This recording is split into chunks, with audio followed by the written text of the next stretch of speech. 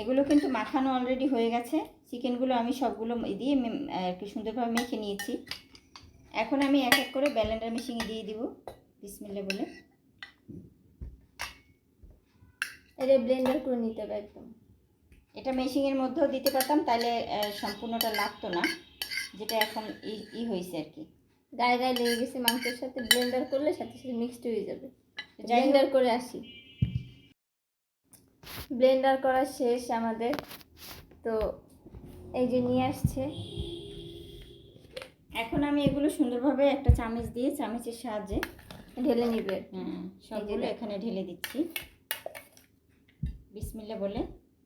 এই যে খুব সুন্দর হয়েছে কিন্তু এটা ঘেরানটা যে কি সুন্দর মশলার। এখানে কিন্তু হলুদ সস কিছু ইউজ করা যাবে না, তাইলে খাবারটা খেতে তেমন একটা টেস্টি লাগবে না, যেভাবে চাই আর কি। তো হয়ে গেছে, এখন শুধু বানানোর পালা। এখানে একটু তেল দিতে হবে, শুধু সয়াবিন তেল দিতে হবে। এই যে দেখো একদম পারফেক্টলি মিক্সড হয়ে গেছে। মশলা যদি তুমি আগে দিয়ে মেখে নাও তারপর যদি ব্লেন্ডার করো তাহলে সব থেকে ভালো হবে, কারণ মশলাটা একদম গায়ে গায়ে মিক্সডের সাথে মিক্সড হয়ে যাবে। কিন্তু দেওয়ার পরে তারপরে যদি মশলা দাও তাহলে সবটা গায়ে গায়ে লাগে না। আমি এখানে একটু তেল দিয়ে দিচ্ছি, হালকা অল্প একটু,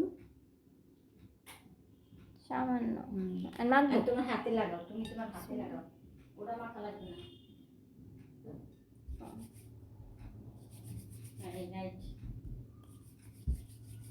আচ্ছা, এখন এটা মাখানোর পরে একটু এইভাবে মেখে নিচ্ছি, খুব সুন্দর করে হাতের সাহায্যে খুব সুন্দর করে একটু মেখে নিতে হবে। জাস্ট আমরা রুটি বানাই না ওইভাবে করে নিতে হবে।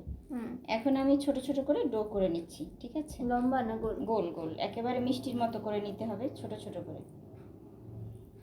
চাইলে বড়ও করা যায়, কিন্তু ছোট করলে বেশি ভালো হয়, যে যেরকম শেপ করে আর কি। এই যে এইভাবে করতে হবে প্রত্যেকটা। আমারটা ঠিক আছে না? ছোট করতে একটু ছোট করে, একটা ছোট একটা বড় কেমন দেখায় না?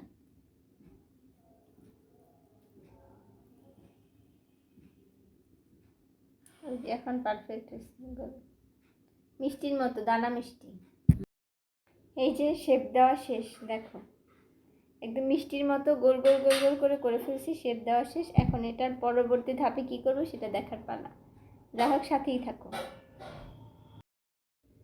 এখন পরের ধাপে চলে আসছি। মিষ্টিগুলো, সরি মিষ্টি না, এটা হয়ে গেছে। এখন এটা আমি এখানে একটা কড়াই নিলাম, আর এটা নেওয়ার পর এখানে আমি প্রথমত দিচ্ছি বাটার। আমি এখানে অনেকটা বাটার দিয়েছি, বাটার দিয়ে রান্নাটা করতে হবে। এরপর এখানে দিয়ে দিচ্ছি টক দই, এখানেও টক দই কিন্তু লাগবে।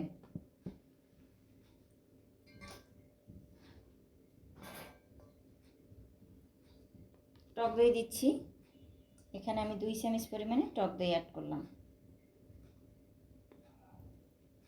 এখন দিয়ে দিচ্ছি বাকি যে ময় মশলা আছে সেটা দিব। এখানে লবণ দিতে হবে, লবণের পরিমাণ কম দিব, টেস্ট করে তারপরে আবার দিব। এরপরে দিব তোমার মশলা, এখানে হচ্ছে এটা হচ্ছে ধনিয়া 1 চামচ পরিমাণে দিলাম। এরপরে দিব গরম মশলার গুঁড়া, সেটাও 1 চামচ পরিমাণে এখানে অ্যাড করলাম। এখন দিয়ে দিচ্ছি মরিচের গুঁড়া, এখানে হলুদ দেওয়া যাবে না, হলুদ বাদ দিতে হবে, হলুদ ছাড়া এটা রান্না। এখানে মরিচটা দিচ্ছি একটু কম, ঝাল ওখানে আছে যেহেতু। এখন দিয়ে দিচ্ছি চামচটা কই, একটা ডিম দিতে হবে। এই যে একটা ডিম, এখানে একটা ডিম আমি এখানে দিয়ে দিতে হবে।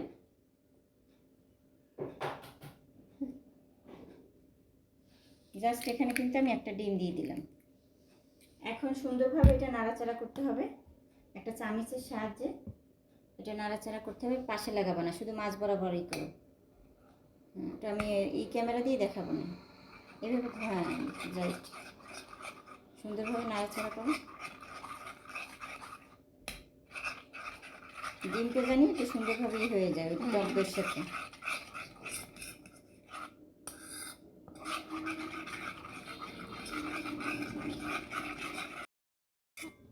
এই যে এইভাবে মিক্স করে নিতে হবে। এই যে হয়ে গেছে, বাটারটা তুলে দিলি একদম গলে যাবে, ঠিক আছে? টক দইটা দেওয়ার পরে আর ডিমটা দিয়েছি, এখানে একটা ডিম দিয়েছি। এখন একটু সস দিয়ে দেবো এখানে। সস অল্প পরিমাণে দিচ্ছি।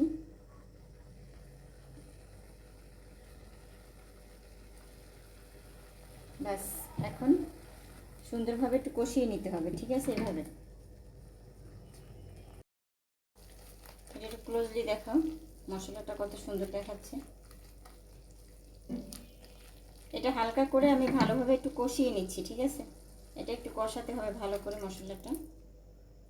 তারপর একটু পানি দিয়ে দিছে। হালকা করে একটু পানি দিয়ে আবার একটু কষিয়ে নিচ্ছি। মশলাটা কষানো হয়ে গেছে, আমি সবগুলো দিয়ে দিচ্ছি বিসমিল্লাহ বলে। চিকেনগুলো আমি যে মিষ্টির মতো করে রেখেছিলাম সেগুলো এখানে অ্যাড করে দিচ্ছি। সুইট চিকেন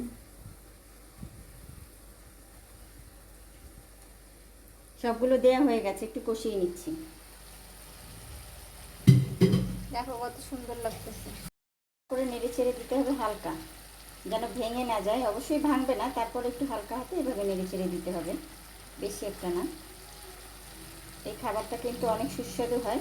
আজকে যেহেতু ফ্রাইডে, তোমরা পোলাও, খিচুড়ি, তার বেশি পোলাও আর রুটির সাথে বা পরোটার সাথে ভালো যায়। সকালবেলা পরোটা নাস্তার সাথে আসলে বেশি ভালো লাগে খেতে। আর বাচ্চারা তো এই খাবারটা খুবই পছন্দ করবে। তো যাই হোক, আমি কিন্তু একটু কষিয়ে নিচ্ছি ভালো করে। দেখো কত সুন্দর লাগতেছে।